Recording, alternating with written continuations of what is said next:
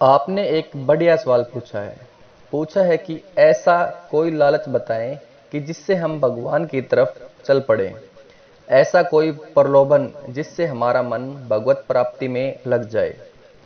यह सवाल कीमती है और बहुत महत्वपूर्ण है।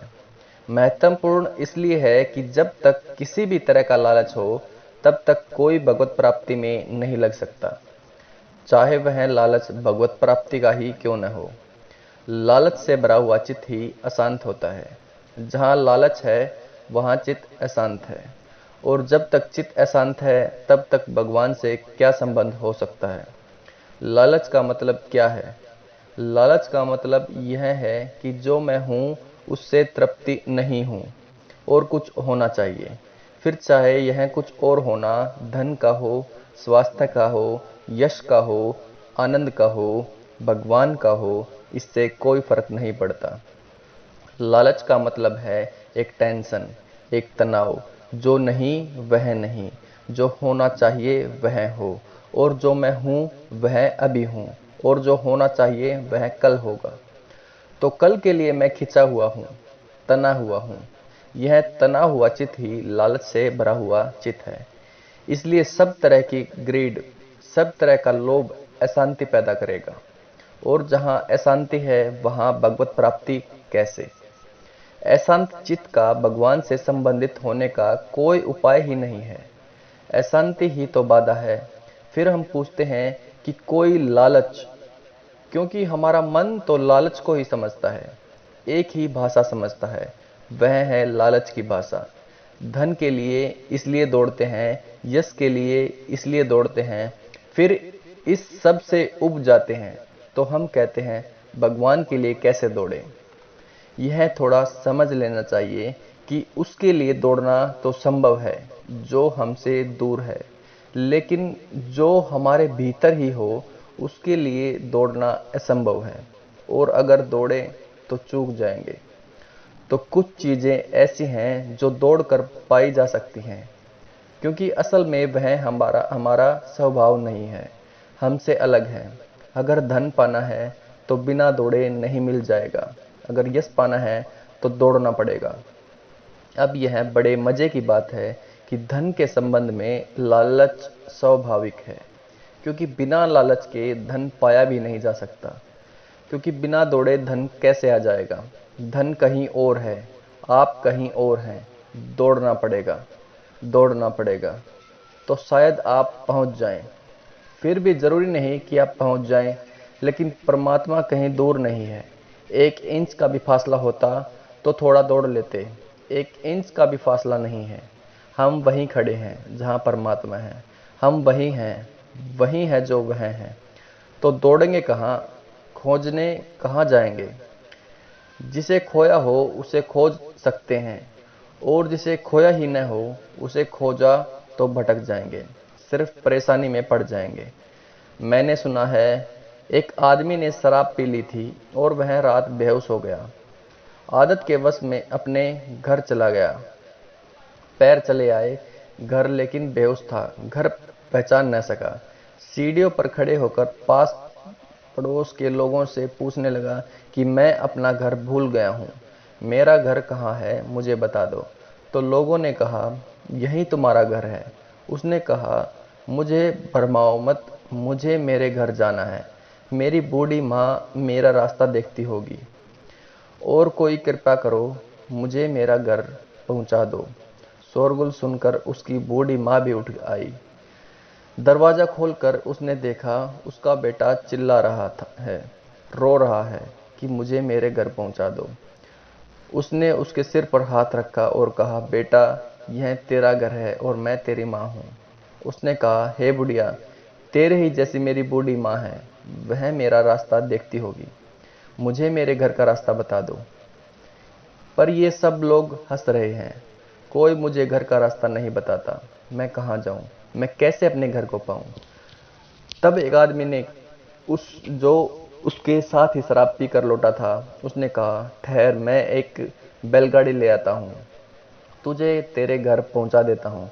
तो उस भीड़ में से लोगों ने कहा कि पागल, उसकी बैलगाड़ी में मत बैठ जाना, नहीं तो तू घर से बहुत दूर निकल जाएगा, क्योंकि तू घर पर ही खड़ा हुआ है। तुझे कहीं भी नहीं जाना है, सिर्फ तुझे जागना है। तुझे कहीं नहीं जाना है, सिर्फ जागना है, सिर्फ होश में आना है, और तुझे पता चल जाएगा कि तू अपने घर पर खड़ा है। और किसी की बैलगाड़ी में मत बैठ जाना, नहीं तो जितना जितना खोज पर जाएगा उतना ही दूर निकल जाएगा। हम सब वहीं खड़े हुए हैं जहां से हमें कहीं भी जाना नहीं है, लेकिन हमारा चित्त एक ही तरह की भाषा समझता है, जाने की, दौड़ने की, लालच की, पाने की, खोज की, उपलब्धि की। तो वह जो हमारा चित्त एक तरह की भाषा समझता है। अब आप पूछते हैं कि गृहस्थ असल में अगर ठीक से समझें तो जो पाने की, खोजने की, पहुंचने की, दौड़ने की, लोभ की भाषा समझता है, ऐसे चित्त का नाम ही गृहस्थ है। और गृहस्थ का कोई मतलब नहीं। जिसको इस तरह की लैंग्वेज भर समझ में आती है वह गृहस्थ है। और जो पाने की, दौड़ने की, खोजने की, पहुंचने की भाषा छोड़ देता है, पहुंचा हुआ ही है, पाया ही हुआ ही हुआ है, ऐसी भाषा समझने लगता है, उसका नाम संन्यास्त है। और अगर सन्यासी भी पहुंचने और दौड़ने की बात कर रहा हो तो गृहस्थ है, वह अभी सन्यासी नहीं है। कपड़े बदल लिए होंगे, यही हो सकता है, लेकिन अगर वह यह कह रहा है कि पाना है परमात्मा को, तो अभी वह गृहस्थ है। अभी वह सन्यासी हुआ ही नहीं। अभी उसने भाषा ही नहीं जानी कि सन्यासी होने का मतलब क्या है। सन्यासी होने का मतलब यह है कि पाने को कुछ है ही नहीं, जो भी पाने को है वह पाया ही हुआ है। लोभ करने का कोई उपाय नहीं है, क्योंकि जिसका हम लोभ करें वह हमारे भीतर ही बैठा हुआ है, और यदि हमने लोभ किया तो हम भटक जाएंगे, भीतर से कहीं और चले जाएंगे, और वही लोभ और लालच हमें भटका रहा है। अक्सर तो यही होता है कि एक आदमी गृहस्थ है और सन्यासी हो जाता है, तो लोभ के कारण वह कहता है गृहस्थी में नहीं मिलता आनंद, सन्यास्त होने से आनंद मिल जाएगा। वह कहता है गृहस्थी में नहीं मिलता परमात्मा, और मैं परमात्मा को पाए बिना कैसे रह सकता हूँ, तो मैं सन्यासी होता हूँ। लेकिन अभी उसकी जो भाषा है वह गृहस्थी की है। अभी उसे पता भी नहीं चला कि वह गृहस्थी के जो फ्रेमवर्क है, गृहस्थी के दिमाग का, उसके बाहर नहीं हो रहा है, वह उसी के भीतर चल रहा है। अब वह नए उपाय में लग जाएगा, पूजा करेगा, प्रार्थना करेगा, जप करेगा, तप करेगा। ये सब प्रयत्न होंगे पाने के, लेकिन जो पाया ही हुआ है उसे पाने का कोई भी प्रयत्न उचित नहीं है, अनुचित है। उसे जानना है, पाना नहीं है। इस फर्क को समझ लेना चाहिए।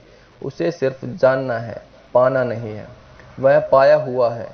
ऐसे ही जैसे हमारी जेब में कुछ चीजें पड़ी हैं और हम भूल गए हैं, और अब उसे खोजते फिर रहे हैं, वह नहीं मिलती, क्योंकि वह जेब में पड़ी है। सत्य की, प्रभु की, आनंद की सब खोज व्यर्थ है। असल में मत खोजिए, एक क्षण को भी मत खोजिए। एक क्षण को भी अगर सारी खोज रुक जाएगी, सारा लोभ रुक जाए, तो चित्त का आवागमन रुक जाएगा। अब आप कहते थे कि कभी चित्त यहाँ जाता, कभी वहाँ जाता, कभी वहाँ जाता। वह जाएगा ही, वह जाता ही रहेगा जब तक लालच है। तो जहाँ लालच दिखेगा वहीं चला जाएगा, एक जगह भर नहीं आएगा। जहाँ हमारा होना है वहीं वहाँ भर नहीं आएगा, क्योंकि वहाँ कोई लालच नहीं दिखाई पड़ता। वहाँ पाने को क्या है, भीतर पाने को क्या है?